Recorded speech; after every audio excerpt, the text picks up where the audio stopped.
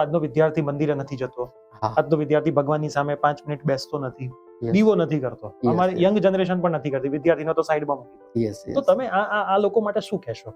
કરવું જોઈએ, ના કરવું જોઈએ, દિલથી ભગવાન માની લો, હા ચાલે મંદિરમાં ના જાવ તો ચાલે, સત્સંગ કેમ કરવો જોઈએ, સત્સંગ કરવાથી આપણા જીવનમાં શું ફેરફારો આવી શકે? યસ યસ એ કદાચ ગમે તે ભગવાન, તમે સ્વામિનારાયણ ભગવાનમાં માનો, હા હા કોઈ હનુમાનજીમાં માનતો હોય, કોઈ Yes, કૃષ્ણ yes. ભગવાનમાં માનતો હોય, ગમે તે XYZ ભગવાન બધા સમાન છે. બરાબર. તો તમે આના માટે શું કહેવા માંગશો? એ વસ્તુ તો આખી અલગ જ વસ્તુ છે અને આને ખરેખર માનવી જોઈએ. મેં સ્વીકારી છે. પહેલા હું બી આવું સ્વીકારતો નતો કે આવું બધું કંઈ ના હોય, જેમ રૂટીનમાં આવે છે કામ કર્યો. પણ એવી એક શક્તિ છે કે એ વસ્તુ છે કે જે આપણી આગળ આપણું કામ કરે છે. તો એ સિસ્ટમ ઉપર અત્યારે હું ચાલ્યો ને તો મને આજ સુધી સાહેબ તકલીફ નથી.